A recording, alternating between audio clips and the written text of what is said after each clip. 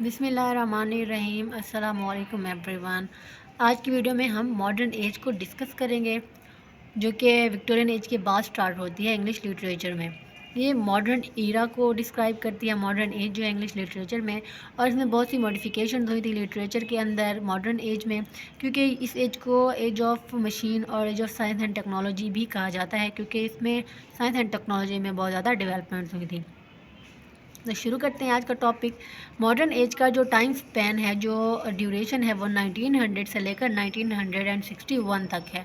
Modern age in English literature started from the beginning of the 20th century and it followed the Victorian age. तो modern age जो है English literature में वो 20th century की beginning से start होती है। जैसे 20th सेंचुरी स्टार्ट हुई, वैसे ही जो मॉडर्न एज है इंग्लिश लिटरेचर में वो भी स्टार्ट हो गई। And it followed the Victorian as, means के विक्टोरियन एज जो है, इससे पहले विक्टोरियन एज थी मॉडर्न एज से पहले, और विक्टोरियन एज के बाद जो है वो मॉडर्न एज जो है वो स्टार्ट हुई इंग्लिश लिटरेचर में। The first half of the 20th century is very important in the history of English literature. तो जो फर्स्ट हाफ है 20th सेंचुरी का, वो हिस्ट्री ऑफ इंग्लिश लिटरेचर में एक इम्पॉर्टेंट टाइम पीरियड है। It makes a clear departure from the compromise and stability of the Victorian period. Victorian period के अंदर जो कॉम्प्रोमाइज़ था और स्टेबिलिटी थी, उससे ये डिपार्ट होता है, उससे ये अलग है। बिल्कुल अपोजिट जो हैं वो फीचर्स हैं मॉडर्न एज के, विक्टोरियन एज से बिल्कुल अपोजिट हैं। Literary modernism originated in the late 19th century and early 20th century, mainly in Europe and North America. तो जो लिटरेरी मॉडर्निज़म है वो लेट 19th सेंचुरी और अर्ली 20th सेंचुरी में स्टार्ट हुआ, ओरिजिनेट हुआ, जो कि मेनली यूरोप और नॉर्थ अमेरिका में स्टार्ट हुआ। And is characterized by a self conscious break with traditional way of writing in both poetry, prose and fiction writing. और जो विक्टोरियन एज में जो पोइट्री, प्रोज और फिक्शन लिखी गई थी, उससे बिल्कुल अपोजिट और डिफरेंट टाइप की जो पोइट्री, प्रोज एंड फिक्शन है वो लिखी गई मॉडर्न एज में। Modern history saw extreme changes in the way people living, including industrialization. There was a significant development in the field of science, politics, warfare and technology.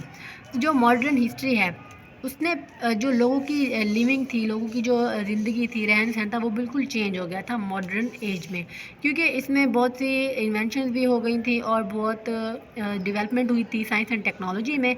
जैसे कि Victorian age में भी जैसे इंडस्ट्रियल रेवोल्यूशन है वो हो गई थी। तो इस तरह से बहुत सी डेवलपमेंट्स हुई थी जिन्होंने लोगों की जो वे ऑफ लिविंग है वो बिल्कुल चेंज कर दिया था। और सिग्निफिकेंट डेवलपमेंट हुई थी साइंस में, पॉलिटिक्स में, वॉरफेयर में और टेक्नोलॉजी में मॉडर्न एज के अंदर। अब डिस्कवरी एंड ग्लोबलाइजेशन देखते हैं। This age was the age of discovery and globalization. इस एज में बहुत सी डिस्कवरीज हुई थी, जो वर्ल्ड है वो एक ग्लोबल विलेज बन गई थी। The modern era saw the rise of democracy age of dominant political system and the introduction of liberty, rights and freedom. इसी तरह से लिबर्टी, राइट्स और फ्रीडम इंट्रोड्यूस हुई थी मॉडर्न एज के अंदर, क्योंकि विक्टोरियन एज में क्वीन विक्टोरियन का रेन था, तो उसमें भी लोगों को इतनी लिबर्टी, राइट्स और फ्रीडम हासिल नहीं हुई थी जितना कि मॉडर्न एज में हुई थी। और डेमोक्रेसी जो है वो एक डोमिनेंट पॉलिटिकल सिस्टम के तौर पर उभरा था मॉडर्न एज में। The American revolutionary war and French revolution जो थी of the late 18th century shook the world with the new possibilities of liberty and democratic rule. जो अमेरिकन रेवोल्यूशनरी वॉर थी और जो फ्रेंच रेवोल्यूशन थी, इसकी वजह से लोगों को लिबर्टी और डेमोक्रेटिक रूल का पता चला था, और इस तरह से उनकी जो लिबर्टी है, फ्रीडम और राइट्स जो हैं वो लोगों ने गेन किए थे। अब हम कैरेक्टरिस्टिक्स देख लेते हैं मॉडर्न लिटरेचर की, जिसमें सबसे पहली है age of math education, reverse attitude towards Victorians, age of interrogation, age of disintegration and age of machine. ये कुछ कैरेक्टरिस्टिक्स हैं जिनको हम फर्दर डिस्कस करेंगे डिटेल में।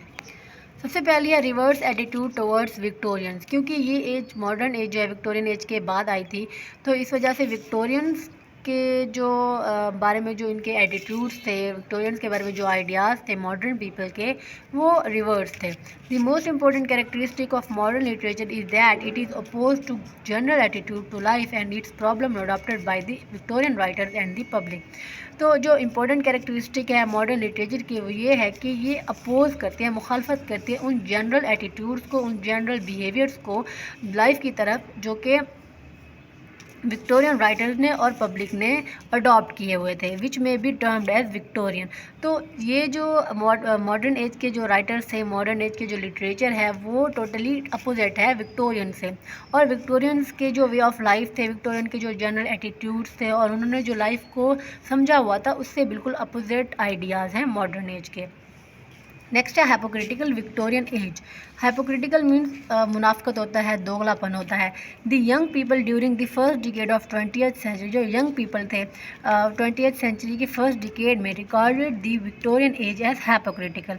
उन्होंने विक्टोरियन एज को हाइपोक्रिटिकल कह दिया था, दोगली कह दिया था, मुनाफिक कह दिया था, and the Victorian ideas as been superficial and stupid. और जो यंग पीपल थे मॉडर्न एज के, वो ये समझते थे कि जो विक्टोरियन हैं, जो विक्टोरियन पीपल हैं, उनके जो आइडियाज़ हैं, आइडियल्स हैं, वो मीन हैं, मीन के सेल्फिश हैं, सुपरफिशियल हैं, मीन के रियलिटी से बिल्कुल दूर है एंड स्टूपिड है। तो जो मॉडर्न एज के जो यंग पीपल थे, वो विक्टोरियन की जो भी उनके आइडियाज़ होते थे, उनको वो यूज़लेस समझते थे। In modern literature nothing was considered as certain, everything was questioned. तो जो मॉडर्न लिटरेचर है, उसमें जैसे विक्टोरियन एज में किसी भी चीज़ को क्वेश्चन नहीं किया जाता था, रिलीजन को जो है वो सुप्रीम माना जाता था। बट जो मॉडर्न एज है, उसमें हर चीज़ को क्वेश्चन किया जाता था कि ये चीज़ अगर ऐसी है तो क्यों है, और किसी भी चीज़ को सर्टेन नहीं माना जाता था, और किसी भी चीज़ को जो है वो यकीनी नहीं समझा जाता था कि ये चीज़ है तो है, लेकिन ये क्वेश्चन किया जाता था कि ये चीज़ है तो ऐसी क्यों है। नेक्स्ट है age of interrogation. The Victorian idea of permanence of institutions was replaced by the early of 20th century by the sense that nothing is fixed and final in this world। तो जो Victorians होते थे, उनका ये मानना होता था कि जो इंस्टीट्यूशन हैं, जो रिलीजियस इंस्टीट्यूशन हैं, वो परमानेंट है, वो हमेशा के लिए ही रहेंगे, और इंग्लिश कॉन्स्टिट्यूशन को सुप्रीम मानते थे। तो ये जो आइडिया है, ये रिप्लेस हो गया था 20th सेंचुरी की सेंस से, that nothing is fixed and final in this world. वो किसी भी चीज़ को फिक्स एंड फाइनल नहीं समझते थे, वो ये समझते थे कि जो भी दुनिया में कोई भी चीज़ है, वो चेंज होने वाली है, ख़त्म होने वाली है। For example, Bernard Shaw, foremost among the rebels, attacked not only the old superstitions of religion but also the new superstitions of science। जो GB शॉ हैं, जो एक पॉपुलर ड्रामाटिस्ट हैं, फेमस ड्रामाटिस्ट हैं मॉडर्न एज के, उन्होंने वो एक बागी थे, रिबेल थे। उन्होंने ना सिर्फ ओल्ड सुपरस्टिशन होते हैं, वहम तवहमात जो हमारे ख्याल जहन में होते हैं रिलीजन के, ना सिर्फ ओल्ड रिलीजियस सुपरस्टिशन को अटैक किया, बल्कि जो न्यू सुपरस्टिशन है साइंस के बारे में, उनको भी इसने अटैक किया था। और ये किसी भी चीज़ को सर्टेन नहीं समझता था, और जो रियलिटी होती थी, रियल सिचुएशन होती थी लाइफ की, उनके ऊपर ये ज़्यादा लिखता था। रियलिस्ट किस्म का ये ड्रामाटिस्ट था।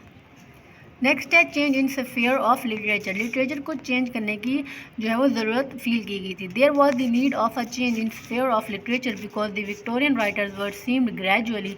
तो जो नीड है चेंज करने की लिटरेचर के स्फीयर को, वो महसूस की गई थी मॉडर्न एज के अंदर, बिकॉज जो विक्टोरियन राइटर्स थे, वो ग्रेजुअली आहिस्ता आहिस्ता जो अपना ओल्ड मैजिक है, जो उनका इन्फ्लुएंस था, जो उनकी इफेक्टिवनेस थी, उसको वो लूज़ कर रहे थे, खो रहे थे। There words fail to evoke the spirit. उनके जो वर्ड्स थे, वो अब किसी भी किस्म की स्पिरिट को इवोक करने में, किसी भी किस्म का जज्बे को उभारने में फेल हो गए थे। So there was a need to replace the moods, attitudes and ideas of Victorian to another level. तो इस वजह से ज़रूरत महसूस की गई, ज़रूरत फील की गई कि जो मूड्स, आइडियाज़ और आइडियल्स हैं, एटीट्यूड्स हैं विक्टोरियन एज के, उनको रिप्लेस किया जाए और उनको डिफरेंट किस्म के आइडियाज़, मूड्स और एटीट्यूड से रिप्लेस किया जाए। नेक्स्ट है age of disintegration. Modern age को एज ऑफ डिसइंटीग्रेशन भी कहते हैं। The 20th century was an age of disintegration. There was failure of values, material prosperity had become the social standing.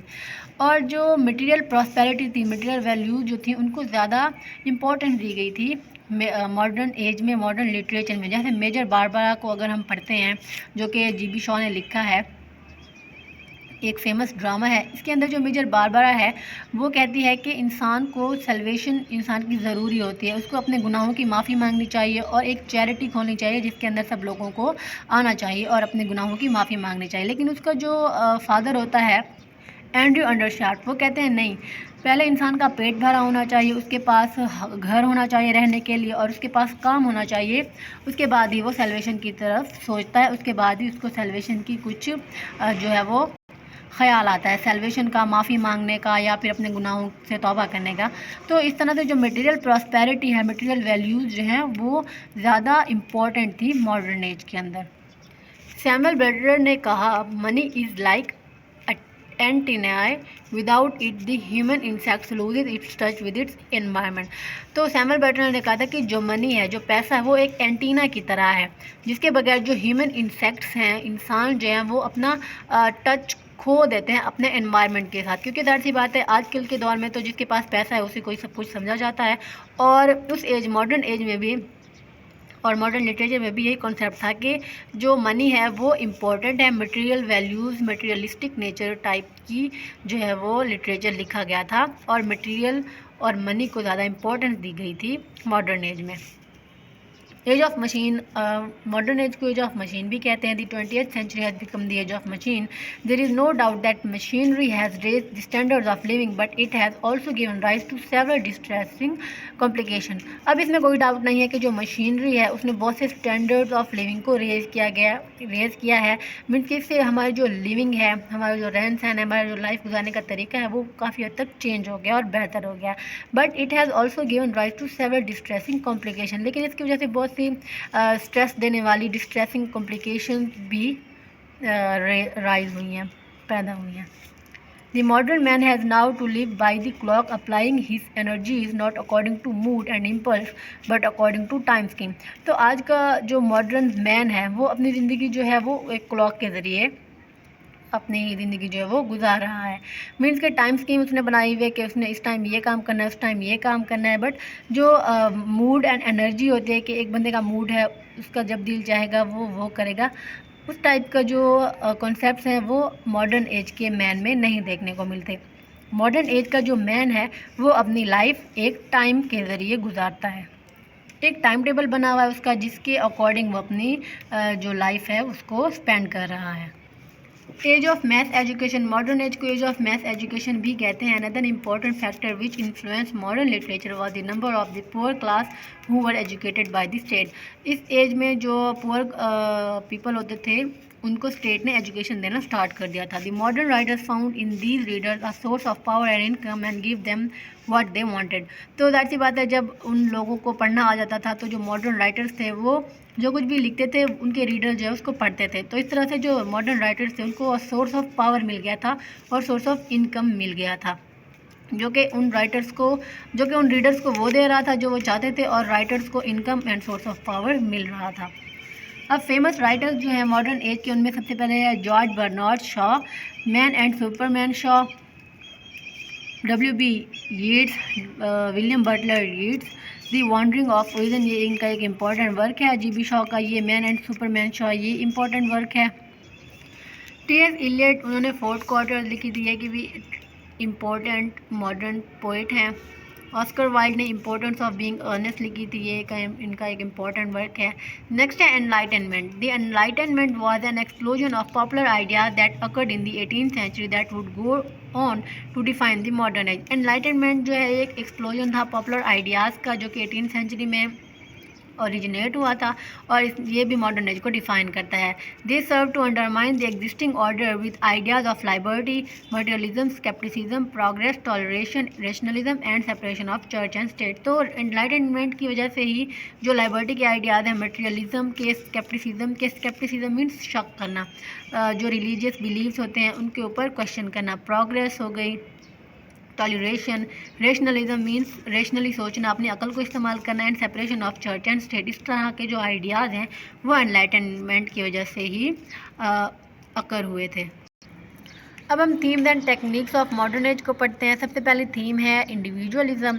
In modernist literature the individual is more interesting than society. Individual, एक फ़र्द को और लोगों को ज़्यादा importance दी गई थी सोसाइटी की निस्बत। For the most part modernist literature feature characters who just kept their heads above water. Writers presented the world or society as a challenge to the integrity of their characters.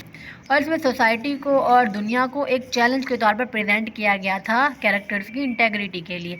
Hemingway is specially remembered for vivid characters who accepted their circumstances at face value and preserved. Hemingway जो है उनको specially इस वजह से remember किया जाता है क्योंकि उन्होंने विविड कैरेक्टर्स जो हैं वो डिस्प्ले किए थे, डिस्क्राइब किए थे अपने वर्क्स के अंदर। हु एक्सेप्टेड, जिन्होंने एक्सेप्ट किए अपने सर्कमस्टेंसेस को, अपने हालात को, at face value and preserve, उनको फेस किया और अपनी जो वैल्यू है उसको प्रिजर्व किया। एक्सपेरिमेंटेशन है next. Modernist writers broke free of old forms and techniques. तो जो मॉडर्निस्ट राइटर्स हैं उन्होंने जो पुरानी फॉर्म्स एंड टेक्निक्स थी लिटरेचर को लिखने की, उनको तर्क कर दिया था। Poets abandon traditional rhyme schemes and wrote in free words. Poets जो थे, मॉडर्न पोइट्स जो थे, उन्होंने ट्रेडिशनल राइम स्कीम को जो है इनकार कर दिया था उसका, and wrote in free words, और फ्री वर्ड्स में लिखना स्टार्ट किया था। Novelist defined all expectation. James Joyce along with poets टी.एस. Eliot are well known for the experimental modernist works. तो बहुत से एक्सपेरिमेंट्स किए गए थे, बहुत सी न्यू टेक्निक्स जो हैं उनको ईजाद किया गया था, इन्वेंट किया गया था लिटरेचर के अंदर और इंट्रोड्यूस कराया गया। तो इस तरह एक न्यू टाइप का लिटरेचर जो है वो हमें देखने को मिलता है मॉडर्न एज में।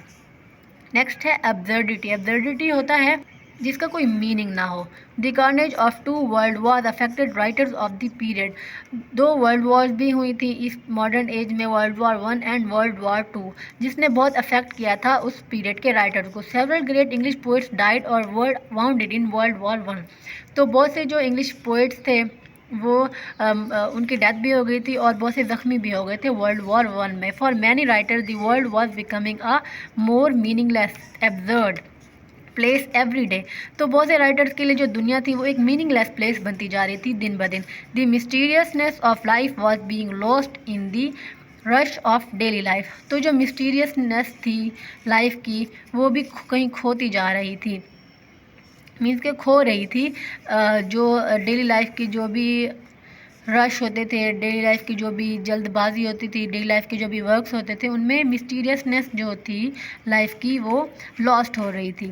France Kafka's the metamorphosis in which a travelling salesman is transferred into an insect like creature is an example of this absurdity. तो जो फ्रांस काफ्कास हैं उन्होंने एक वर्क लिखा दी मेटामॉर्फोसिस, जिसमें एक ट्रैवलिंग सेल्समैन जो है वो एक इंसेक्ट की शक्ल इख्तियार कर लेता है, एक कीड़े की शक्ल इख्तियार कर लेता है, जिसकी वजह से जो ये उनका जो वर्क है वो उस टाइम पीरियड के एब्सर्डिटी को शो करता है। नेक्स्ट है symbolism. The modernist writers infuse objects, people, places and events with significant meaning. जो मॉडर्निस्ट राइटर्स थे उन्होंने ऑब्जेक्ट्स को, पीपल को, प्लेसेस को और इवेंट्स को सिग्निफिकेंट मीनिंग्स के साथ अपने वर्क के अंदर डिस्क्राइब किया था। They imagined a reality with multiple layers, many of them hidden or in a sort of code. Symbolism was not a new concept in literature, but modernist particular use of symbols was an innovation. तो symbolism जो था ये एक new concept नहीं था literature में modernist के लिए, बट मॉडर्निस्ट ने इसको डिफरेंट पर्सपेक्टिव से और डिफरेंट तरीके से यूज़ किया था अपने वर्क्स के अंदर। नेक्स्ट है formalism. Writers of the modernist period saw literature more as a craft than a flowering of creativity.